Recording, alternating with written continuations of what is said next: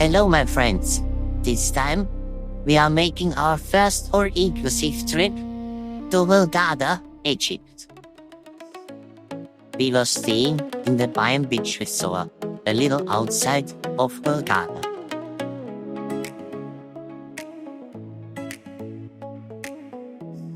Our room was in the 5th floor, and our view was like you see, so la la.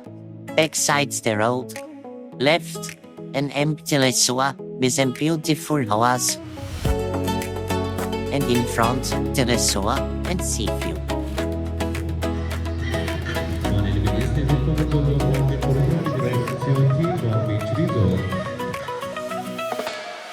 After breakfast, the animation group offered some fitness programs. Now I show you the outside part of the Palm Beach. There are many places to hang around. While making some sport. The cold water pool, 18 degrees, the sea at 22 degrees, and the other pool was 26 degrees. Near the pools are also 2 snack bars, and here is also a stage for the evening program. And we didn't have to starve either. We could choose between 3 restaurants. 2 were only in the evening, but a la carte. The 3rd restaurant served a buffet, very rich, always variations of chicken, beef or fish, plus vegetables and side dishes, and then colorful desserts and fruits. And when you were still hungry, in between, you could get snacks in the bar, and of course, alcohol was included in the price. This is the terrace in front of the bar. I like red wine.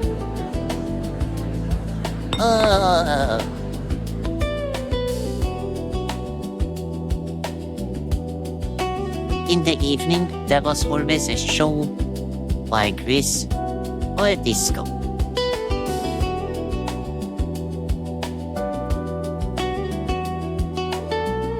And she found people to break hearts with. So our evenings were never boring. And then I made a nice Rastafari. The next day, we took our tour to Hurghada. The Coptic Orthodox Church of St. Shenouda was built 1922. The original church was demolished in 2008 to make room for a larger and more modern church. The new building at the Ad-Daha district was completed between 2009 and 2011. After the church, we went through a wholesale market with fruit, vegetable, meat, and household items stores.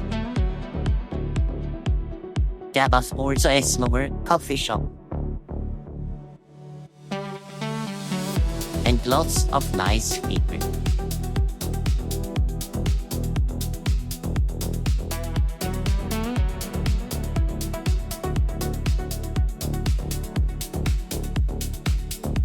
Then we went to the fish hall. Fish was auctioned there.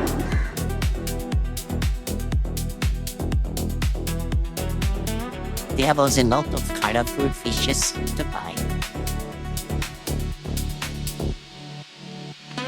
The Al-Mina Mosque was officially inaugurated 2012. The architecture borrows heavily from the Maluk style, known for its geometric precision, tall minarets, and ornate domes. The bright white color and the location right on the harbor symbolize the connection between faith and the maritime soul of Hurghada.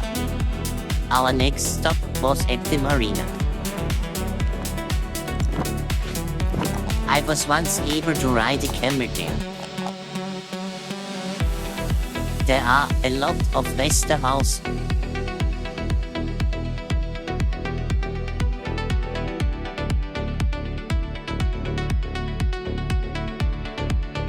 and of course ships. Well, we will come back again. Tomorrow we have a long trip planned. We are going to Luxor by minibus. Our start is at 4 o'clock in the morning.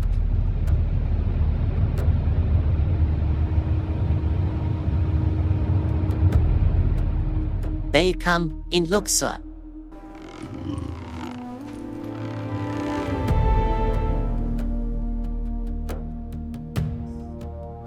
The Karnak temple complex in Luxor is one of the most impressive and largest temple complexes in the world.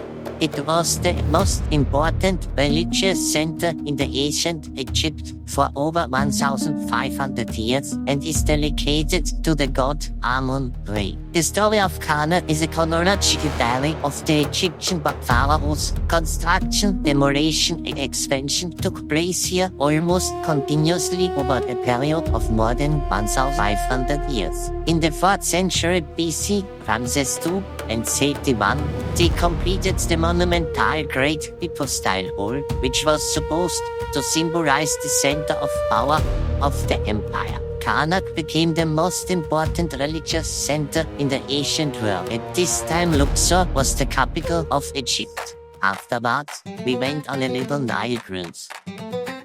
So we were able to get to know the green side of Egypt. 95% of Egypt's population lives around the Nile. That's probably why the pharaohs came up with the idea of settling here.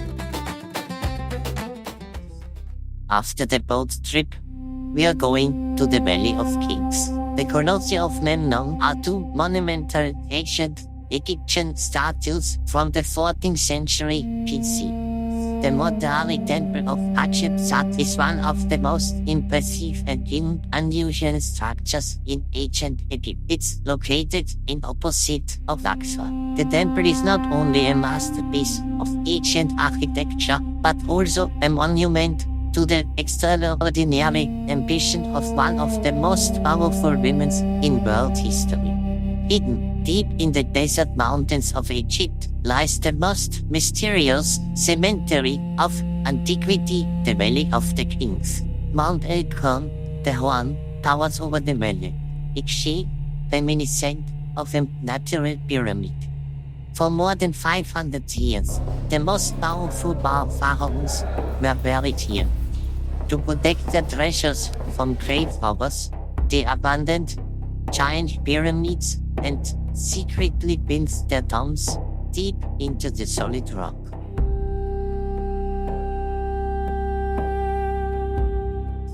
When we came back to our hotel room, the room was nicely decorated for Maggie's birthday.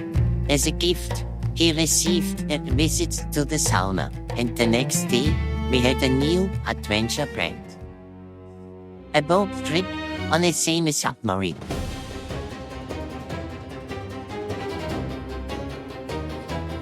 In the beginning, us was given a sheet with all the fish that can be found on the Red Sea.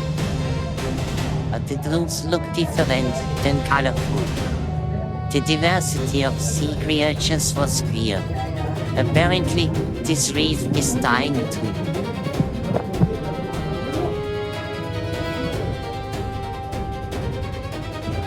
At the end of the boat trip, we were able to go into the water.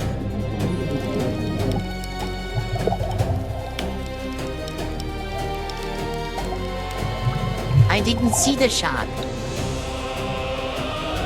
Rooms! And there was in his mouth.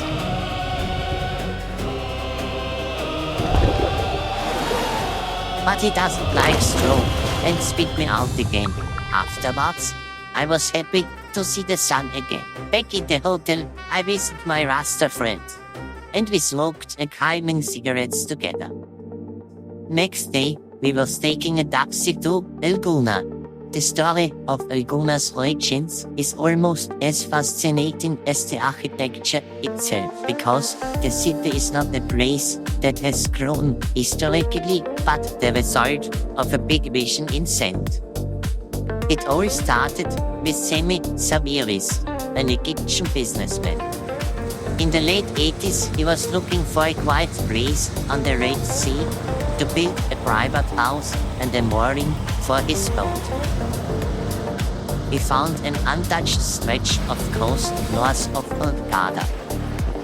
When his friends saw how beautiful it was, they asked him to build houses for them too. So the idea of a private settlement quietly turned in a plan for an entire city. To give every house access to water, huge channels were dug into the desert.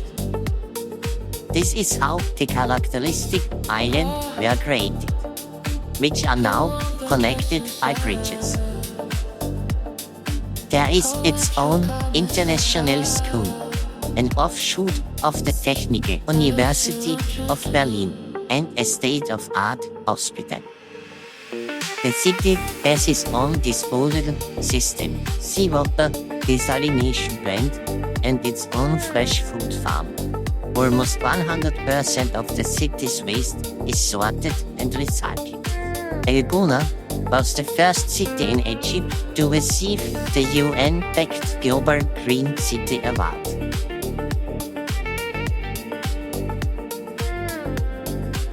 An important milestone in the recent history was the founding of Hurghada Film Festival. With the construction of the culture center, the city cemented its reputation as Egypt's culture center and has been attracting international stars and intellectuals ever since. Next day, we went to a hammam. In the Sultan's Spa hammam, we booked Cleopatra Plus. There was included a welcome drink, salt cave, sauna, steam room, shower, jacuzzi, Turkish bath, peeling with coconut and face mask, full body massage, hot drink and water. After this program, we felt really relaxed. After this experience, we went next day to Hurghada Marina.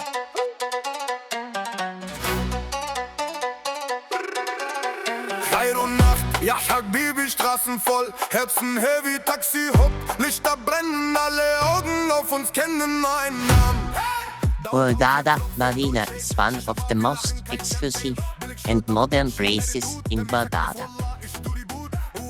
It offers a relaxed European atmosphere right on the Red Sea and is known for its elegant promenade, which is lined with numerous restaurants, bars and cheap boutiques. It is a safe place, separated from the busy Scala district by a fence.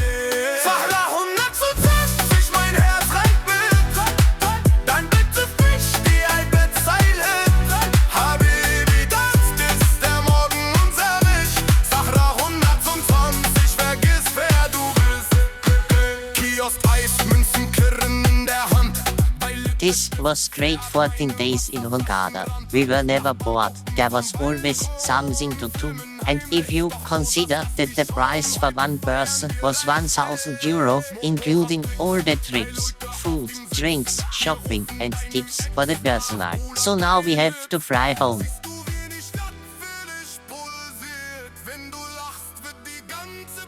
Have a nice day. Bye.